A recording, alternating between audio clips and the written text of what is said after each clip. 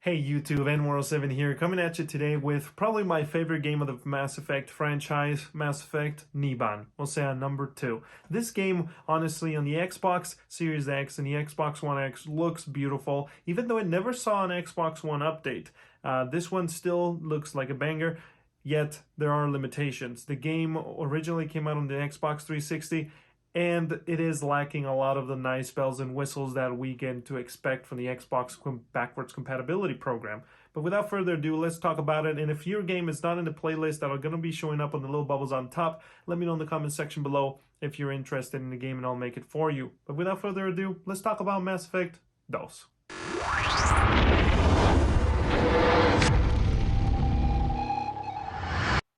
So here we go. The game is installed in the internal drive of the respective consoles, and let me tell you, the graphics, don't expect a huge change. FPS with the frame graph coming up real soon, but graphics, the game was originally designed with artwork of 720p console, Xbox 360.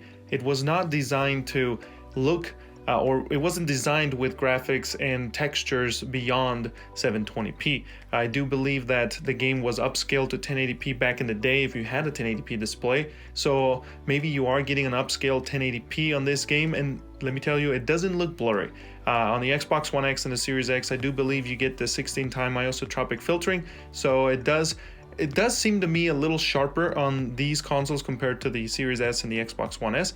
Performance-wise, you'll see the frame graph coming up in a little bit, but it's pretty smooth. Loading times are kept to about a minute on the Xbox Series X and about a minute and a half on the Xbox One X. Honestly, it's a pretty good deal, and especially if you get on the Xbox Game Pass. So definitely check out my Microsoft Rewards program guide so you can get your points and earn your free Xbox Game Pass Ultimate. Little bubble on top for that video, and remember, at 3,000 subscribers, I'll be giving away 1 free month of Xbox Game Pass Ultimate. But so going back to graphics, yeah, you're getting pretty much a 720p base built game upscaled to 1080p with the filtering.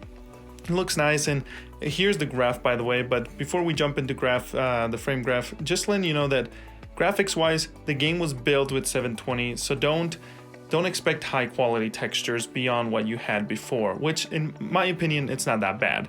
And as you can see here, we do have this tearing that occurs on both devices when you activate your menu option. It's just an interesting thing that I noticed.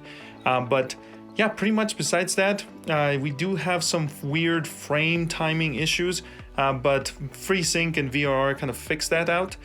Make it feel a little smoother. So if you have a TV that's enabled on that, let me know if you need help finding a TV like that on Twitch. And if you like to kickstart your content creation hobby or career, don't forget to visit streamingliveacademy.com, where we created a content creation PDF where you can learn how to manage your social medias and softwares and what kind of content you would like to create for your own hobby or career. It's free, by the way. So to finish off, this game is going to play, so it's a weird one. If you played the original on the Xbox 360, this is a pretty decent hefty upgrade when it comes to fidelity. Like performance, if you remember the original, subpar 30 FPS, to be honest. Like the original Mass Effect. Check out the playlist on the comparison video for the consoles and you'll see. But so Mass Effect 2, if you played the original, you're getting an upgrade. If you want 60 FPS, well, you need a PC, or you're going to have to shell out the money for the Xbox Series X and S optimized version of Mass Effect Legendary Edition, coming out later this year. So don't forget to hit subscribe and the bell activated with a like along the way so you get notified whenever I release the performance comparison analysis of that edition of Mass Effect. And if you have any more questions, come over to Twitch any day of the week or on social medias under N107. And guys, let's keep going. Mass Effect 3 is coming up on the next video, so stay put on that. And as you can see here, just touching on the frame time, you're getting 30 FPS, but sometimes the game will deliver those FPS in a weird way. It won't drop below, but there's a bit of an issue in the timing. So anyway, besides that, it's a pretty smooth experience, much better than the original. Till next time, N107, peace.